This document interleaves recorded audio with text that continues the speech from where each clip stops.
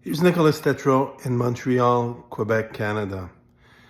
I know there's lots and lots of emotions, and people are outraged by some Canadians are actually outraged about what Trump said. But if you look at the entire situation with calm intelligence, using your gray matter, maybe you should just look at what would be eventually proposed to all of Canadians in terms of potentially forming a partnership with the US.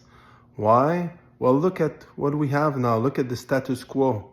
Quebec, Canada has been under the control of a minority of the population who supports Justin Trudeau. And by using trickery and hidden deals and hidden collusion agreements that were not proposed to the populations before an election, the entire federal parliament has been tied up with a bunch of politicians that have lots of shortcomings. I'm trying to be honest. And look at our ever-increasing taxes.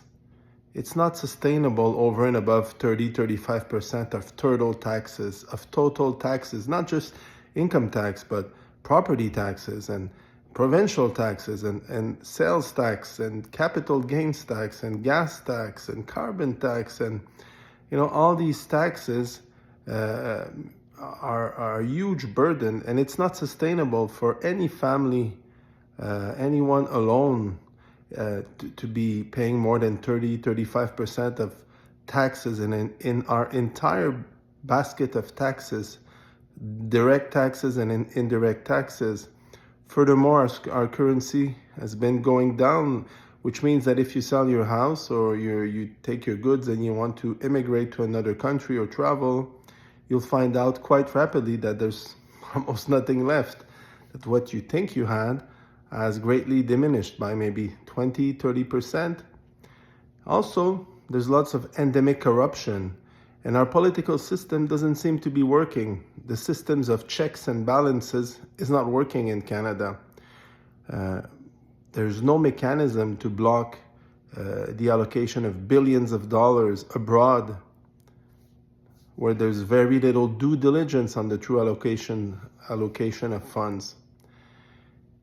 If you take a few steps back and you look at the entire world, you'll see that India, China, Brazil, many Asian countries, and the Middle East are rising in terms of strength, and even African countries that are pushing back on the old colonialistic, I don't know what's the term in English, policies. It's not working anymore.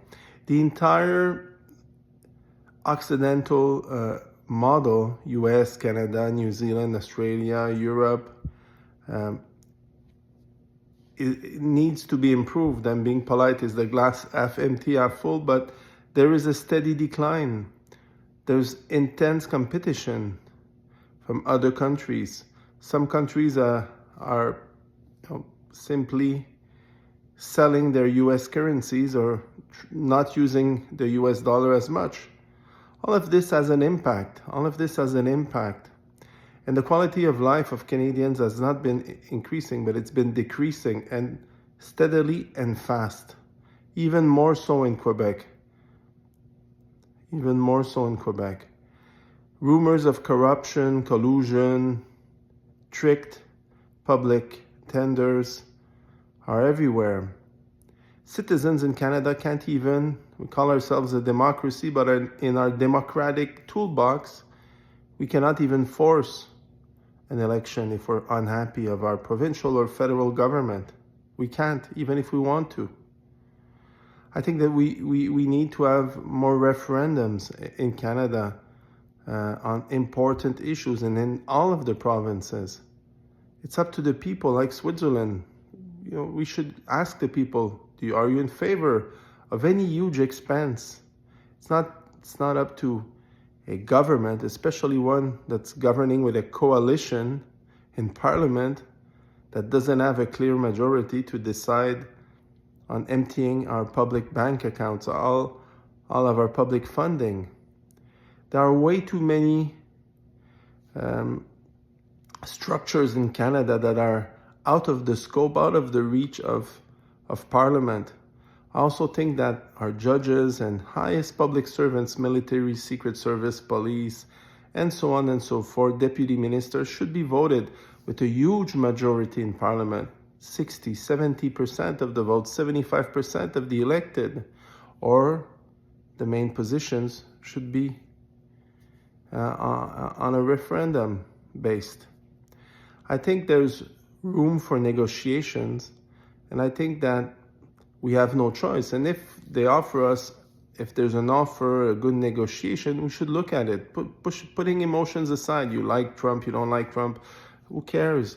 You're a Democrat, you're voting NDP, you're voting Liberal, Conservative in Canada, who cares? Behave yourself like a businessman and a reasonable person, and just look at what is on the table, and I'm sure we can find a good team to negotiate something.